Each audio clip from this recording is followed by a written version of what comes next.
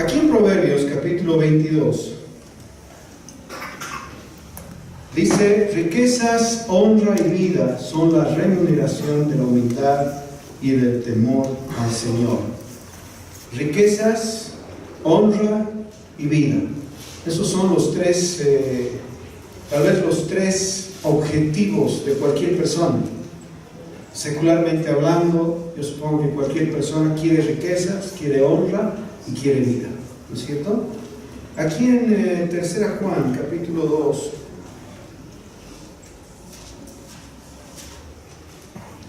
dice: amado, yo deseo que tú seas prosperado en todas las cosas y que tengas salud, así como prospera tu alma.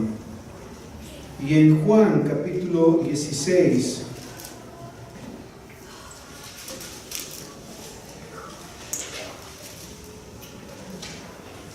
el versículo 24 dice: hasta ahora nada habéis pedido en mi nombre, pedid y recibiréis, para que vuestro gozo sea cumplido. ¿Qué es lo que entiendo de estas primeras tres citas? Que cuando el Señor nos creó, no nos creó con un pensamiento malévolo de ver o de experimentar con nosotros y ver, por ejemplo, como si fuéramos conejillos de India, conejillos de ratones de laboratorio, para ver cuánto tiempo podemos vivir sin comer, o cuánto tiempo podemos vivir en condiciones lo más difíciles posibles, con calor a 20 grados, con calor a 30, con calor a 50, para ver cuánto tiempo podemos vivir.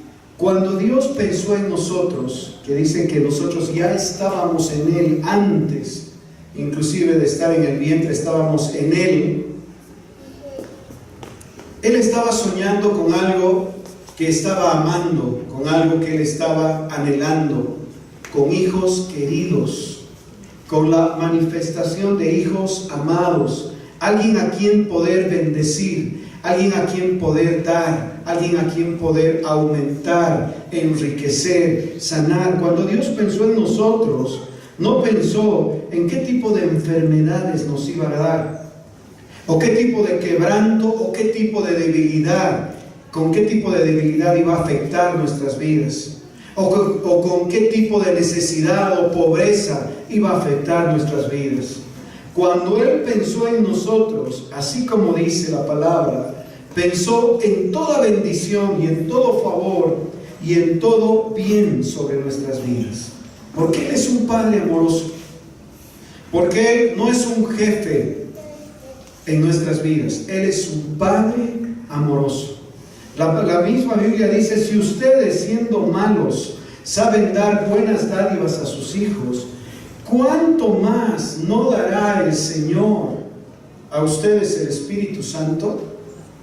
Siendo que el Espíritu Santo es parte de Él mismo, es como desprenderse a sí mismo para que podamos cargar en nosotros la misma presencia de Dios a donde sea que vayamos y podamos llevar ese cielo que dice la palabra en la oración que el Señor Jesús hace, expresándolo a través de nosotros en la tierra.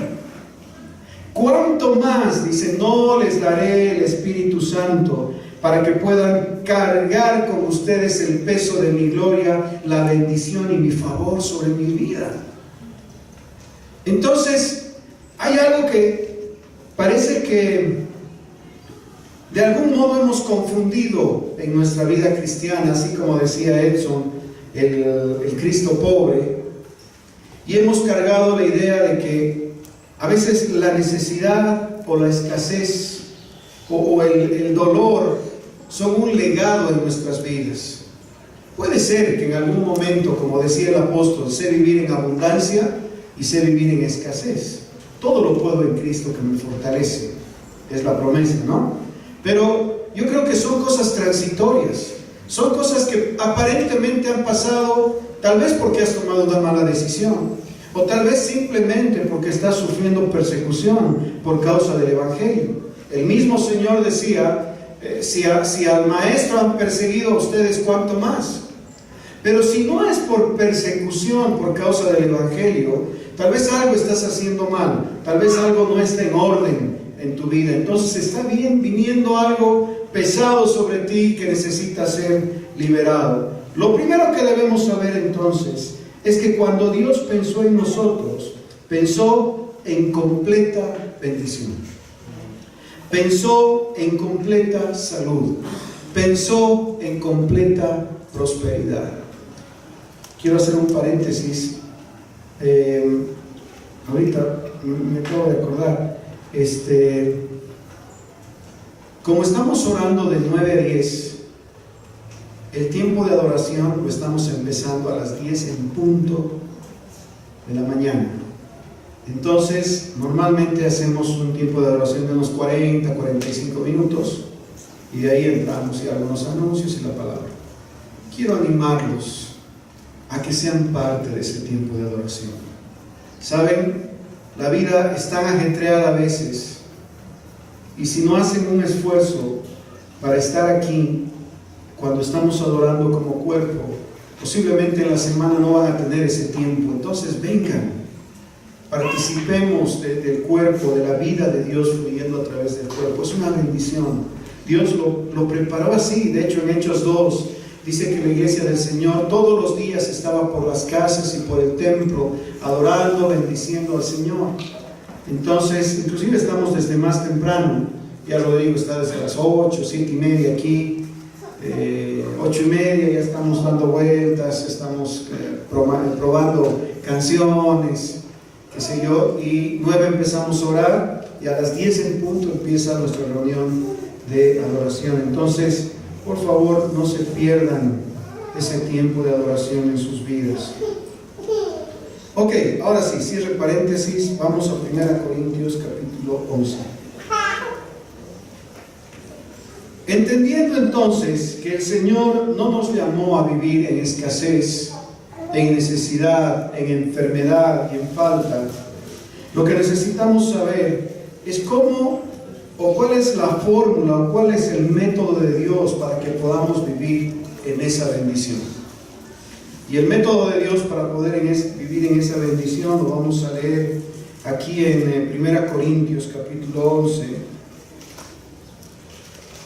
Vamos a leer el versículo 24 y 25. Dice: y habiendo dado gracias, partió el pan y dijo: tomad, comed, esto es mi cuerpo, que por vosotros es partido, haced esto en memoria de mí.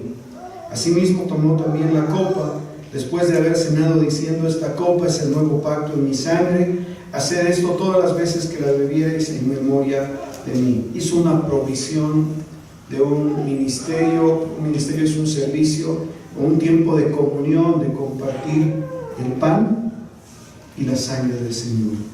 Sin embargo, aquí el Señor nos hace además una advertencia en el versículo 29 y 30.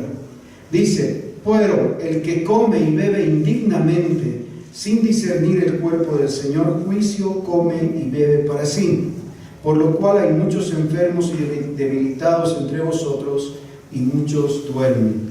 Dice que el problema de flaqueza, de enfermedad y muerte prematura es un problema en el cuerpo del Señor por participar sin entender el ministerio del cual estamos participando. Por eso dice: el que come y bebe indignamente sin discernir el cuerpo del Señor.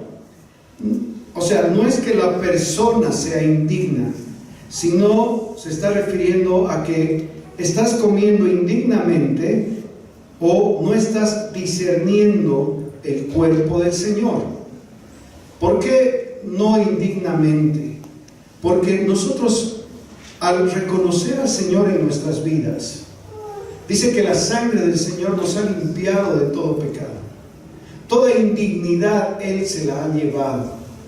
Por tanto, si dijéramos que estamos indignos, estaríamos diciendo que la sangre del Señor y su sacrificio fue en vano.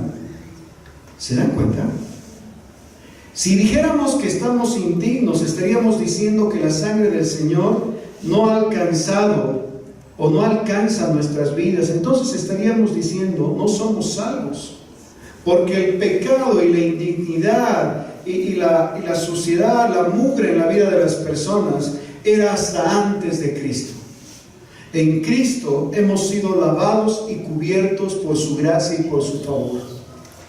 Entonces, hoy en día, cada vez que el Señor nos ve, es el Padre, ¿qué es lo que ve? La sangre de Jesús que nos cubre. ¿Qué es lo que ve a través de esa sangre? Justificación, un hombre justo. Santificación, un hombre o una mujer santa. Redención, un hombre o una mujer comprados por un precio muy alto. Eso es lo que ve a través de la sangre. La sangre no es como un velito que ahora que me estoy portando bien está cubriéndome, pero me porto mal y se mueve un poquito. Ahora me porto bien, otra vez me vuelve a cubrir. Otra vez me porto mal y se mueve un poquito. ¿Se dan cuenta? La sangre del Señor es una obra continua en la obra del creyente. La obra de gracia y de favor que el Señor hizo sobre nuestras vidas fue una sola vez y para siempre. No existen varios sacrificios, es uno solo el sacrificio que el Señor hizo por nuestras vidas. Entonces, aquí claramente dice, porque el que come y bebe indignamente, sin discernir el cuerpo del Señor, juicio y come y bebe para sí. Entonces, ¿cuál es la indignidad cuando se está hablando de este versículo? Es no discernir el cuerpo del Señor cuando estás participando de la Santa Cena.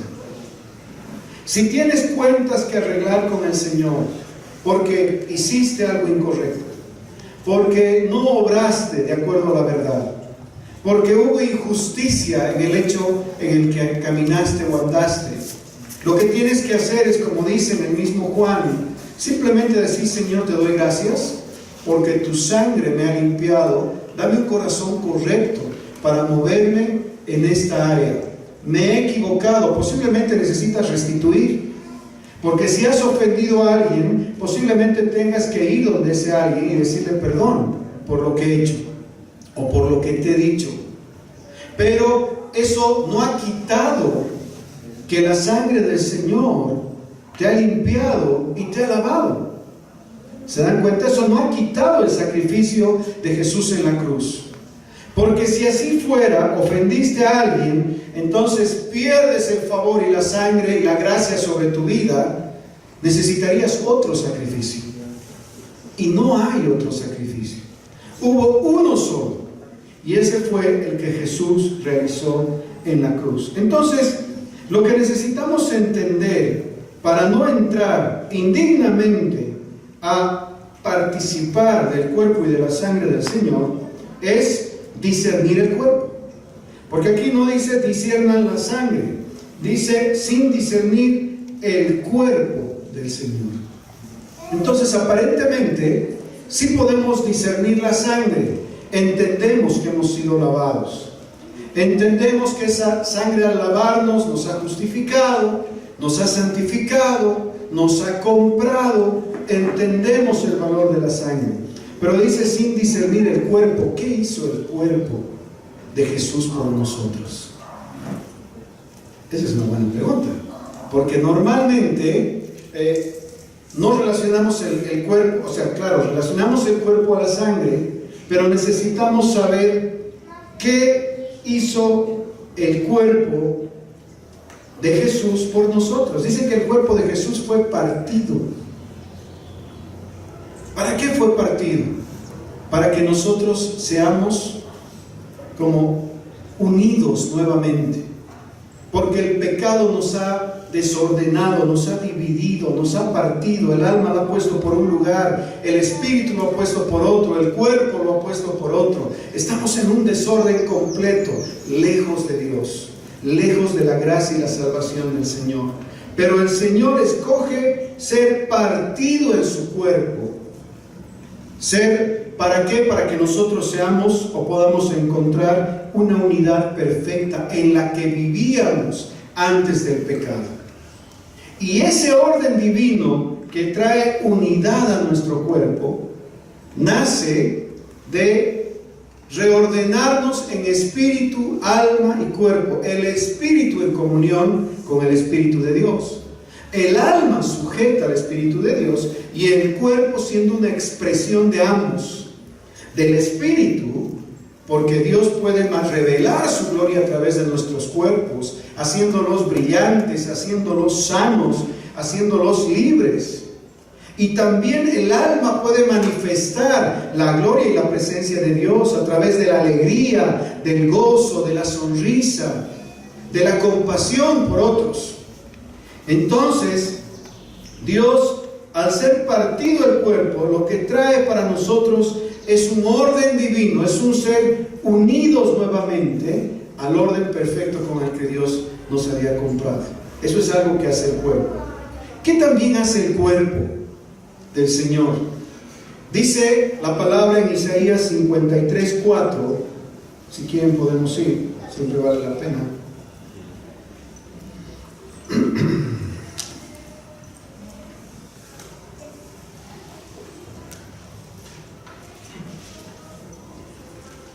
En Isaías 53:4 dice: ciertamente llevó Él nuestras enfermedades y sufrió nuestros dolores, y nosotros le tuvimos por azotado, por herido de Dios y abatido.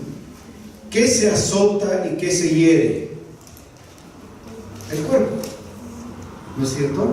El cuerpo. Entonces, ¿qué hizo el cuerpo por nosotros? Trajo una provisión de sanidad. Una provisión de sanidad.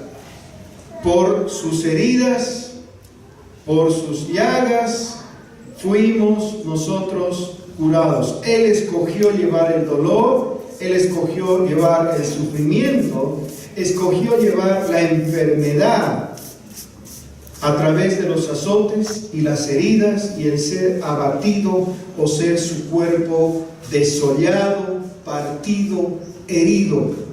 ¿Para qué?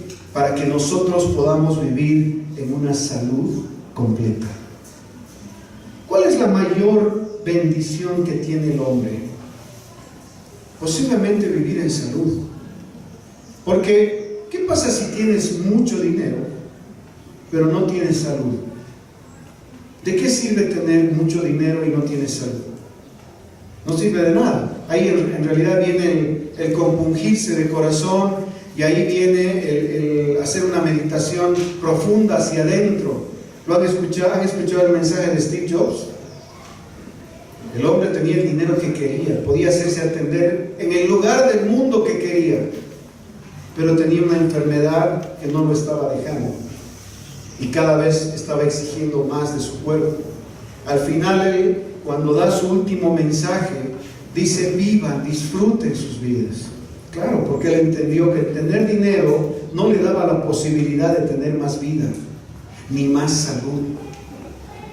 Ahora, en cambio, la salud siempre te da la posibilidad de vivir una vida plena en Dios. La salud siempre te da la posibilidad de trabajar, siempre te da la posibilidad de ir y humillarte delante de Dios, de buscar al Señor y recibir lo mejor de Él. La salud es posiblemente la bendición más grande que tiene el hombre como individuo, como persona. ¿Han visto lo que decía en el periódico por el cumpleaños de García Linera? Le escribió el presidente de no sé qué otro presidente y le dijo: no te voy a felicitar, porque cuando uno cumple años después de los 50 se hace misa de acción de gracias, no se hace cumpleaños. ¿Por qué? Porque es como que, miércoles, qué bien que estás bien, ¿no? Qué bien que estás sanito. Y la verdad es que nosotros tenemos un regalo de parte de Dios. ¿Saben? Todo en la vida se va desgastando. Tu cuerpo natural, que ha sido diseñado para vivir eternamente, porque han visto cómo son las células, se regeneran. Tenemos nuevas células casi después de 6 meses, casi eres como un hombre nuevo. Pero, ¿qué ha pasado con el pecado? Ha hecho que te vayas oxidando. La oxidación es un proceso que ocurre en tus células, y esa oxidación lo que produce es vejez, porque tus sistemas se van como envejeciendo como causa de la oxidación. ¿Han visto un tubo de fierro? Se empieza a oxidar y tú con la uña lo puedes ir como sacando el óxido hasta que finalmente queda un hueco. Pero cuando está nuevo, cuando no está oxidado, es duro, imposible que con tu uña puedas hacer un hueco ahí. Entonces la oxidación deteriora. Sin embargo, Dios, a través de esta comunión de la sangre y el cuerpo del Señor, está proveyendo para nosotros un ser rejuvenecidos en Él. Porque si este cuerpo que fue partido está hablando de que está trayendo salud a nuestros cuerpos, ¿qué está trayendo? Está trayendo vida.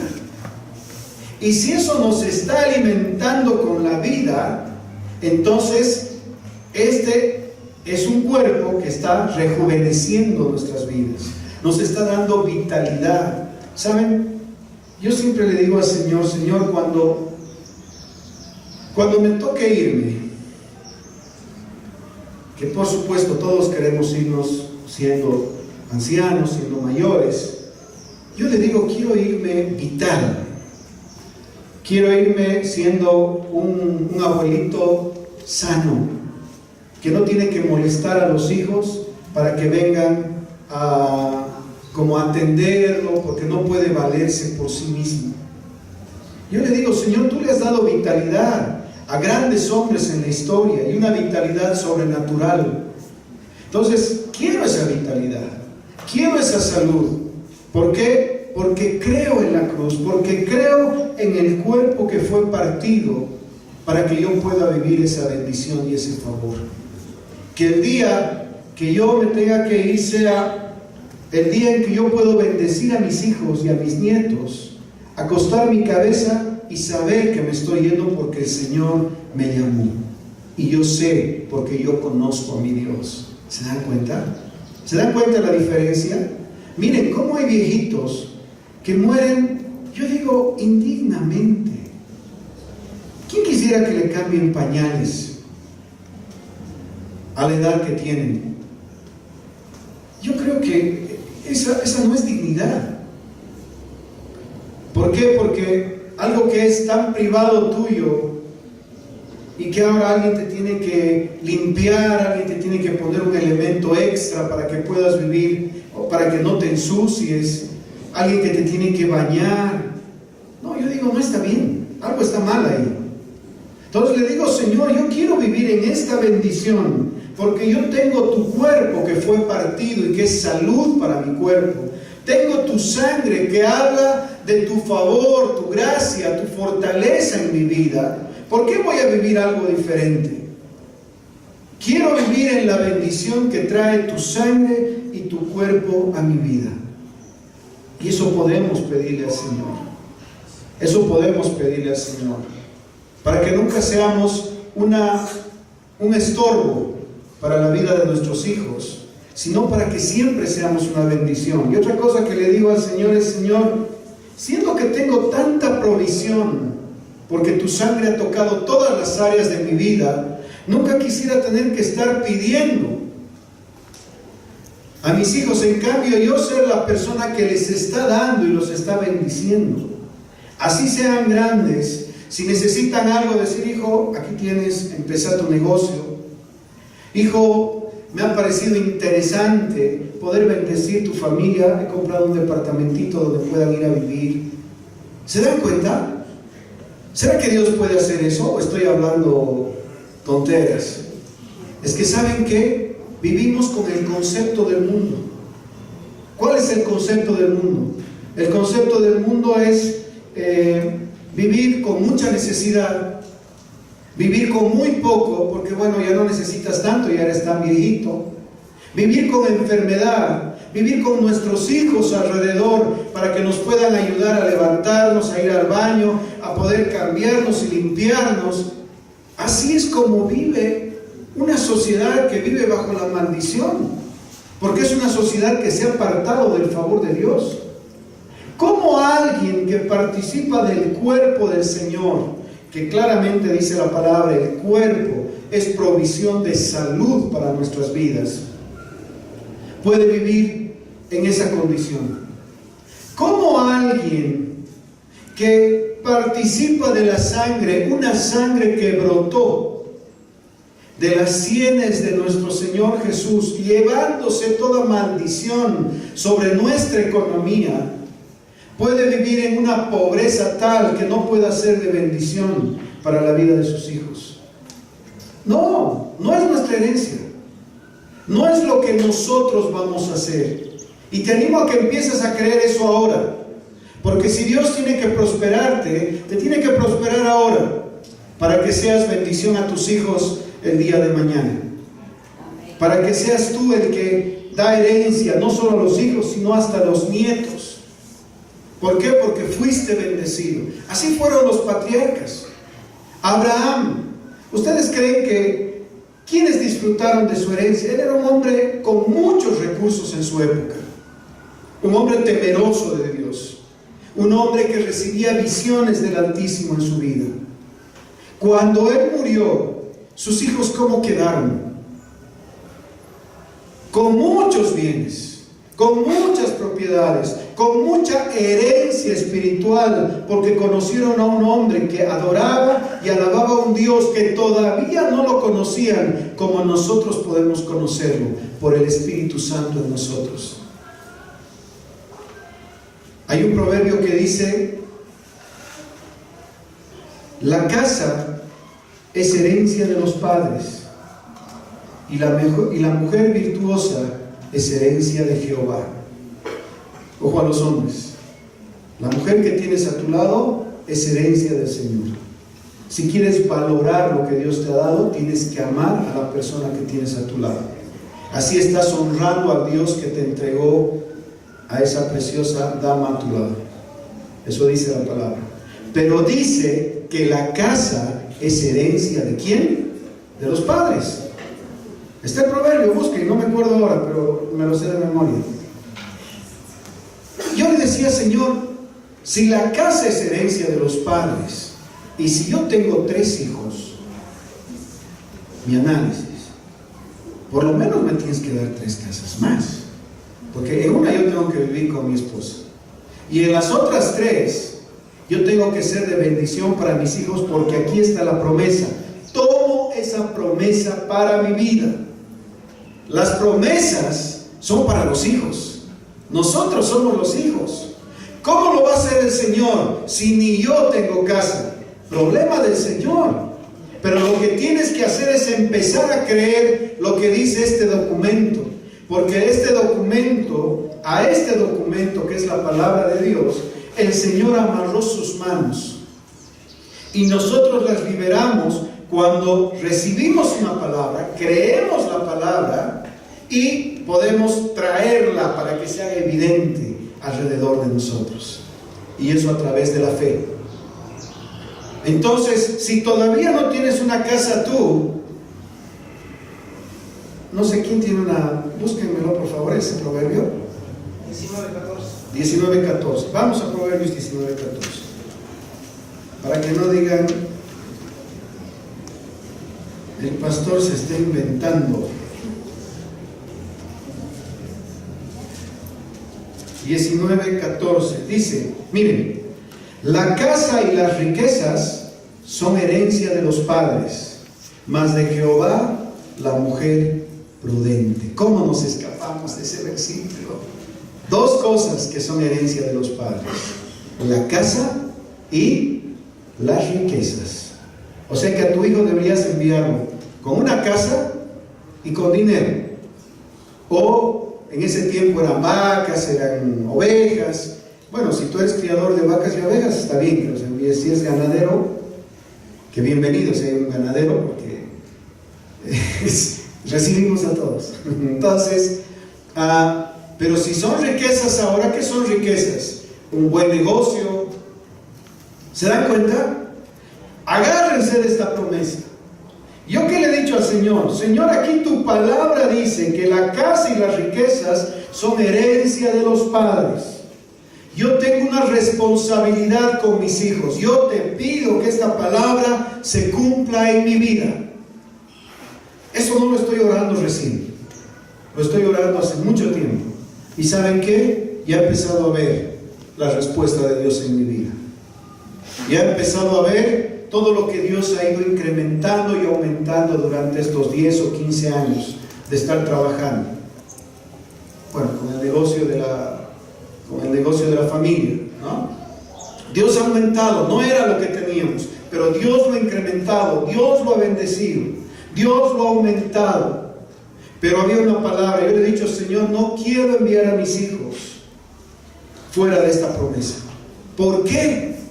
Si yo soy tu hijo, ¿por qué lo voy a enviar fuera de esta promesa si está escrita y es para nosotros? ¿Se dan cuenta? Y yo soy tu hijo, yo te reclamo esta promesa, la libero de los cielos sobre mi vida, sobre mi trabajo, para que tú lo prosperes de tal manera que yo pueda ser de bendición a mis hijos. Amén. Dígame algo, pues. Sí. Amén. Qué bueno, David. Esa palabra es la que necesitaba escuchar. Algo. Estoy... Entonces, hay una provisión del Señor en su cuerpo y en su sangre. Y esa provisión tenemos que apropiarla en nuestras vidas para vivir en una salud completa. Nosotros como iglesia del Señor no podemos vivir enfermos.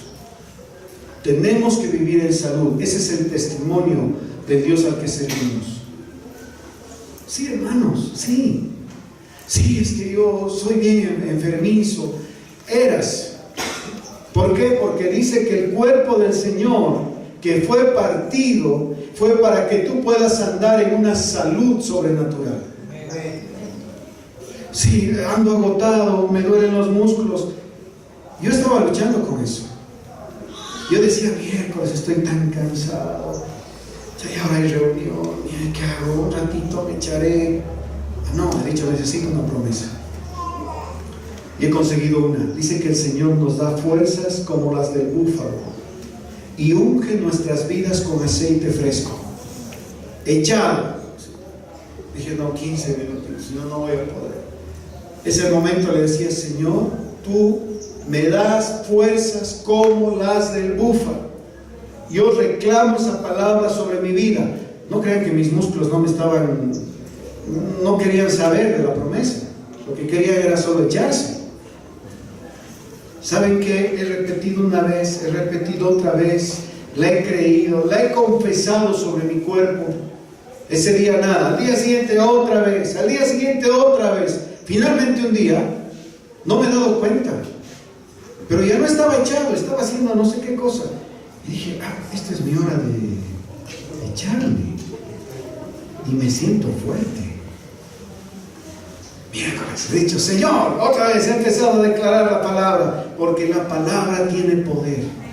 Porque si las promesas de Dios no se cumplen en tu vida, entonces esto solo se trata de una bonita filosofía. Podrías estar aquí o podrías estar con los yogas o los Rosacruces tratando de vivir un pensamiento positivo, 20 pensamientos buenos por uno malo. ¡Qué tortura!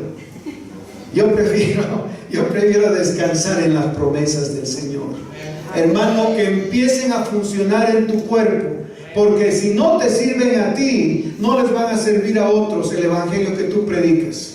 Porque si esta palabra no se cumple en ti, ¿cómo esperas que se vayan a cumplir en otros? ¿Qué evangelio vas a ir a predicar si estás cargando con enfermedad, con dolor, con aflicción, con necesidad? Estás arrastrándote por el piso. No basta. Tenemos que ir a esto. Este cuerpo, esta sangre, decir: Señor, quiero que se haga real en mi vida. Quiero que cambien mis circunstancias. No quiero vivir en esta necesidad. No quiero vivir en esta falta, en este dolor, en esta aflicción, en esta falta de esperanza. ¿Saben? He escuchado que a veces se dice: no, ese es el evangelio de la prosperidad. Prefiero vivir ahí a tener una doctrina que apoye la necesidad en la que estoy viviendo. Claro, ¿se dan cuenta? Prefiero vivir con la acusación de otros hermanos, amados hermanos, pero vivir en la promesa y el favor de Dios. Ahora, como dice el apóstol, sé vivir en abundancia y sé vivir en necesidad. Todo lo puedo en Cristo que me fortalece. Si algún momento, por predicar este evangelio, hay cosas que pasan en tu vida, ten por seguro que Dios va a traer el testimonio en tu corazón de por qué está pasando eso. No va a ser algo que te va a venir a aplastar, como a veces nos aplasta la necesidad, como a veces nos aplasta la enfermedad. Cuesta, claro que cuesta. ¿Por qué? Porque nos hemos acostumbrado a vivir con la mentalidad de la escasez, con la mentalidad del mundo, y no vivimos de acuerdo a la mentalidad de esta comunión, que es la sangre y el cuerpo del Señor. Ahora ya sabemos cómo discernir el cuerpo. No entramos indignamente a este asunto. Y sabemos que ahora este cuerpo ha sido partido para que seamos uno con el Señor, para que seamos ordenados en espíritu y alma y cuerpo. Y además para que llevemos con nosotros la salud divina. ¿Por qué? Porque su cuerpo fue partido para que nosotros seamos sanos.